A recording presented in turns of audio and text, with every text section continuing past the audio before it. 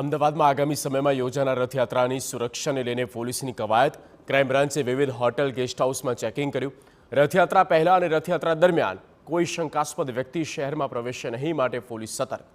વિદેશી નાગરિકો રોકાણ કરે ત્યારે સી ફોર્મ ભરવામાં આવે છે કે નહીં તેની ચકાસણી પણ કરવામાં આવી.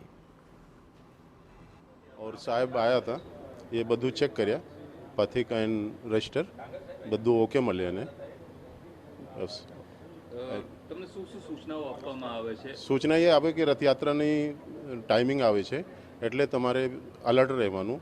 કોઈ भी તમને એવું લાગે તો મને मतलब बोलने का बताने का, इस तरह का मेरे को बोला हुआ है. और અમદાવાદ શહેરમાં નીકળનારી રથયાત્રા અને તેની સુરક્ષા શહેર પોલીસ માટે સૌથી મોટો પડકાર હોય છે, અને આ રથયાત્રા દરમિયાન કોઈ અનિચ્છનીય ઘટના ન ઘટે તે માટે શહેર પોલીસ દ્વારા વર્ષોથી એડવાન્સમાં સુરક્ષાની તૈયારીઓ કરી લેવામાં આવતી હોય છે. કોઈ અરાજક તત્વો અને કોઈ શંકાસ્પદ તત્વો શહેરમાં ઘૂસી ન જાય અને રથયાત્રાના દિવસે કોઈ એવી અનિચ્છનીય ઘટનાને અંજામ ન આપે તે હેતુસર સુરક્ષા એજન્સીઓ એલર્ટ રહેતી હોય છે. આ જ રીતે અમદાવાદ શહેર ક્રાઇમ બ્રાન્ચ દ્વારા છેલ્લા કેટલાક દિવસોથી શહેરની અલગ અલગ હોટેલો ગેસ્ટ હાઉસમાં ચેકિંગ શરૂ કર્યું છે. કોઈ શંકાસ્પદ વ્યક્તિ રોકાણ તો નથી કરી ગઈને.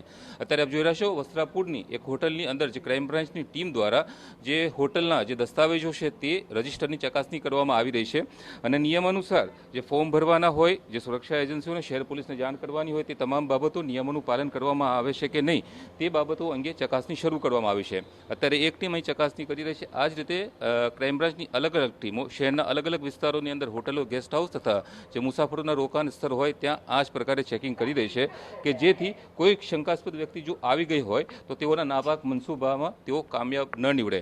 છેલ્લા કેટલાક દિવસો દરમિયાન એટીએસ અને અન્ય જે સુરક્ષા એજન્સીઓ દ્વારા ગુજરાતના અલગ અલગ શહેરોની અંદરથી જે શંકાસ્પદ વ્યક્તિઓ, આતંકીઓ અને આતંકી સંગઠનો સાથે સંકળાયેલા વ્યક્તિઓને પકડ્યા છે, અને તેમાં જે ખુલાસાઓ થયા છે ત્યારબાદ સુરક્ષાની દ્રષ્ટિએ રથયાત્રાની સુરક્ષા વધુ સઘન બનાવવી જરૂરી હોય અમદાવાદ ક્રાઇમ બ્રાન્ચ દ્વારા અને અમદાવાદ શહેર પોલીસ દ્વારા અલગ અલગ કામગીરી શરૂ કરવામાં આવેલી છે. અને અમદાવાદ શહેર પોલીસ દ્વારા એડવાન્સ જે સુરક્ષાની તૈયારીઓ કરવામાં આવતી હોય છે તે જ રીતે વર્ષોની પરંપરા અનુસરીને આ સુરક્ષાની તૈયારીઓ શરૂ કરી દેવામાં આવેલી છે.